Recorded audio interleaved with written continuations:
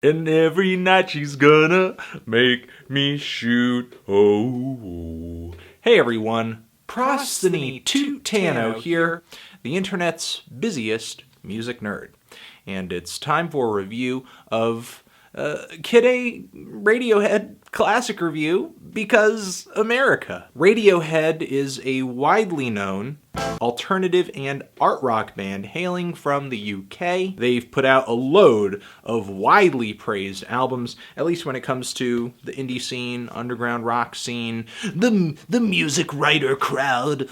This album has been repeatedly requested by viewers like you in the comments section for a future classic segment, so hey, I just had to oblige. Now this is one of Radiohead's two most popular records. The album that preceded this one, OK Computer, was kind of a last hurrah for the band. It was the final album that the band would release in the 90s, kind of closing out the decade that Radiohead broke through within, thanks to singles like Creep off of their debut full-length album, Pablo Honey, which, thanks to all of the musical progression Radiohead has made over the course of their career, a lot of fans don't really look back onto that album very fondly. Mostly because the alt-rock and the grunge sound Radiohead was playing with in the 90s was sort of a trend that they evolved out of down the road. And OK Computer was the last taste of this sound that Radiohead and their fans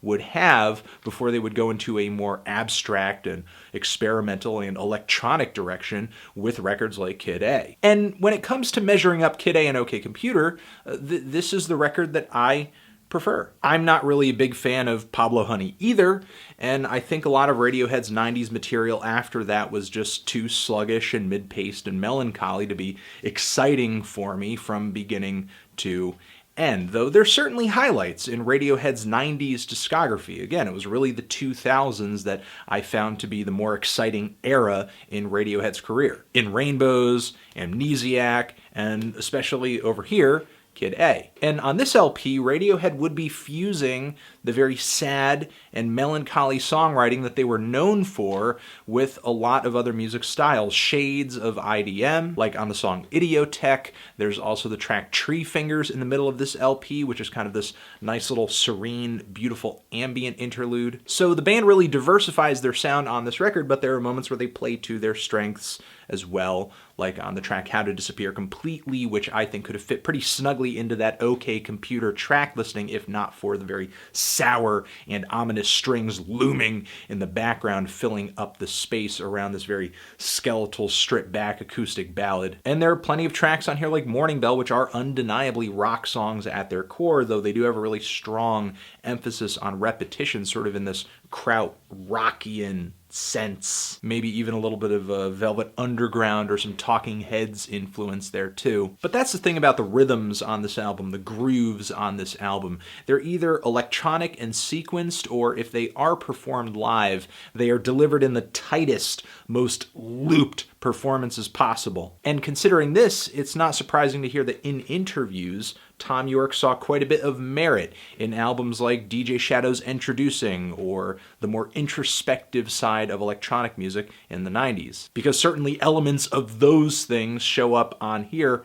big time. Kid A provides a really interesting bridge between these worlds of experimental and art rock and electronic music. From the end of this album to the start, which kicks off with some incredibly icy, enveloping synthesizers. Right at the opening and everything in its right place, with Thom Yorke sort of beckoning with his very high nasal falsetto, everything, ooh, everything. And there are all these really weird, creepy robot vocals reversed hanging in the background. It's like I'm being invited into this world of electronic and organic. And this world, I think, is also depicted on the cover art of this album as well. We have all of these mountaintops, what seems like kind of a very natural landscape in one sense, but everything's just way too angular and digital to be completely organic. This album to me is just about filtering human sadness and human emotions through this synthetic lens. Like on the title track, where we get these very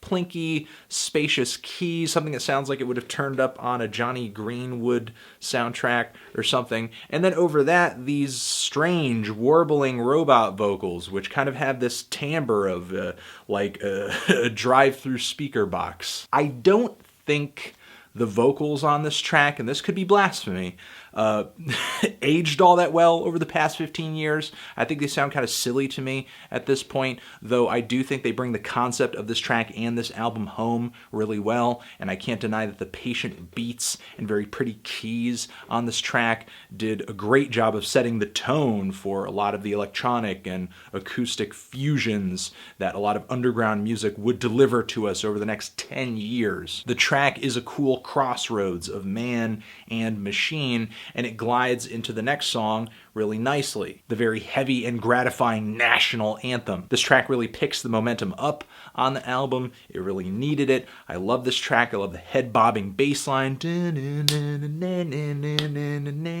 drum beat has kind of a breakbeat style to it. Thom Yorke comes through, just slices through all of this stuff with his very nasal falsetto. His vocals have some weird feedback, some kind of strange tinny effect on them that reminds me a lot of the robot vocals of the previous track, but it's almost as if Thom Yorke has become a little more human on this next song. So we're seeing some kind of thematic progression here with how the vocals are presented to us. And then with the blurting horns and the layers of weeping tones that kind of thicken up the mix as the song progresses, the track gets really overwhelming, powerful, heavy. And then quickly after this very intense high, we are brought to a depressing low on the song How to Disappear, which I mentioned earlier in the review. This track is just powerfully sad, as many of the songs on this album are. But there are little shimmers of light that poke through the depression of this album. In the second half of the record, we have the track Optimistic, which, despite its very dreary rock instrumentation, there is a lyrical mantra that sticks out where Thom Yorke is saying,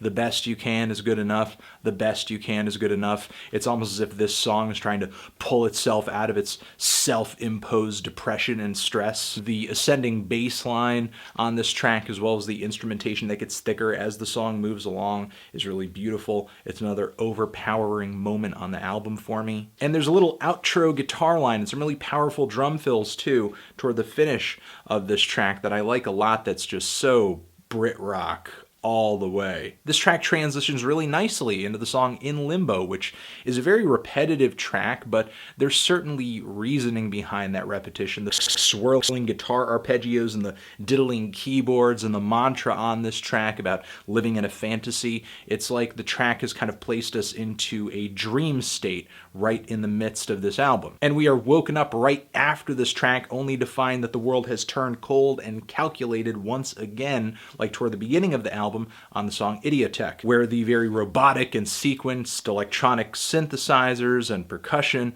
on this track are matched really nicely with Thom Yorke's vocals, which I think are some of the most humanized and raw vocals on the entire record. And I love motion picture soundtrack as the finish of this record. I love a song that provides a nice, strong ending, and instrumentally, this track feels like a very warm goodbye, which is a nice change of pace given just how powerfully dreary so much of the music was up until this point. But the lyrics of this track reveals a darker side to this little ditty closing the album out. The feelings of this track, the lyrics of this track are fueled by red wine and sleeping pills and sad movies. And the track closes out with Thom Yorke singing that he'll see us in the next life. Is this track some kind of suicide note? Is he saying that he's missing someone and he's going to see that person in the afterlife eventually? Is he just saying goodbye to this character who he's playing as in this track, or is he saying goodbye to his audience until the next album? This moment, and a lot of other moments on the record, can be interpreted in a myriad of different ways, but what's important about a lot of the tracks on this record is that the emotions are strong, they're potent. You know, you just gotta deal with them. And, you know, it's just not all about downtrodden feelings either. There are quite a few moments on this record that are kind of mind-bending and psychedelic too, and abstract. But one of the great things about Radiohead, and I think this has been one of the keys to their success over the years, it doesn't indulge in experimentation to the point where the music is difficult to listen to or appreciate. It's pretty accessible. And while, yeah, that's going to turn some people off because, sure, Radiohead, they're not the most adventurous band on the planet, I think it can really be a challenge to make a record that not only tries something different, but also appeals to people, you know? And if you're going to appeal to people, that means that there's going to have to be at least a little bit of compromise there in the experimentation process. I think there is such a thing as restraint, and I think that that thing is significant. And I think Kid A puts that significance, as well as a lot of other things, on display.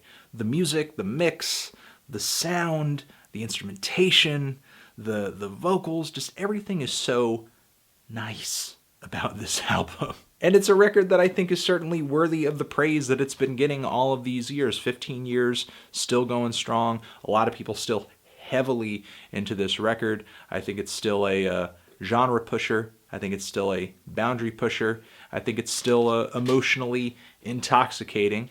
And I think a cinematic experience too, as far as albums go. And I think that's about it for all the nice things I have to say about this record. So thanks for watching this classic review for this album.